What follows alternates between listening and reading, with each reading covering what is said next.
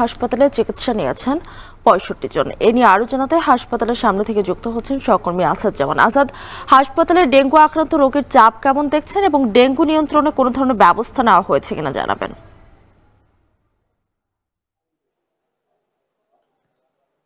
আমি তো আপনি যেমনটি বলছিলেন, আমি এখন রয়েছি মানিকগঞ্জ সদর হাসপাতালের মেডিসিন বিভাগের সামনে। তো আপনার প্রশ্নের উত্তর যদি দিতে চাই যে এখন পর্যন্ত ডেঙ্গু রোগীদের তেমন চাপ আমরা দেখতে পাইনি, কারণ এই চলতি বছরের জুলাই মাসের ১১ তারিখ থেকে এই পর্যন্ত আজকে পর্যন্ত মোট ৬৫ জন এই হাসপাতালে চিকিৎসা নিয়েছেন এবং বর্তমানে এই হাসপাতালে ভর্তি আছেন ৪ জন রোগী। তো ৪ জনের মধ্যে ৪ জনই পুরুষ। তারা সাধারণ যে মেডিসিন বিভাগ রয়েছে সেখানে তারা কিন্তু অন্যান্য রোগীদের সাথে তারা চিকিৎসা নিচ্ছেন বলে আমরা দেখেছি। তো এখানকার যারা রয়েছেন তারা কিন্তু অন্যান্য যে রোগীরা রয়েছেন তারা কিন্তু সংকোচ প্রকাশ করেছে।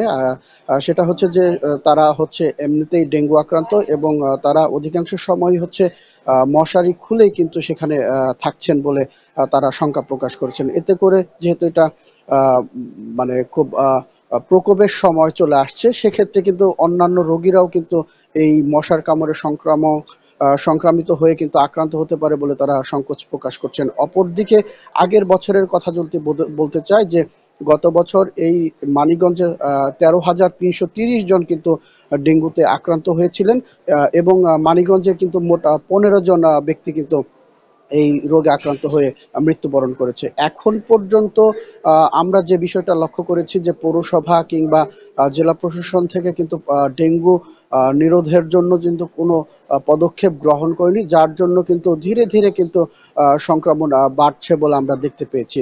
অপরদিকে হাসপাতালের যে বিষয়টি, হাসপাতালের বিভিন্ন জায়গায় আমরা দেখেছি যে ময়লা আবর্জনায় ভরা, সেখানেও কিন্তু যে মশার যে প্রকোপ সেটাও কিন্তু আমরা দেখতে পেয়েছি। আমি এখানে দাঁড়িয়ে রয়েছি বেশ কিছুক্ষণ যাবত, এর মধ্যেও কিন্তু আমরা দেখেছি যে মশার বেশ উপদ্রব রয়েছে।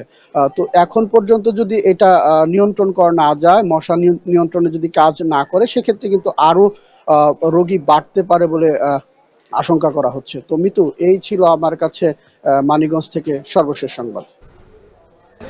মানিকগঞ্জে ডেঙ্গু রোগীর প্রকোপ বেড়েছে সে বিষয়ে জানাতে যুক্ত ছিলেন আসাদ জামান।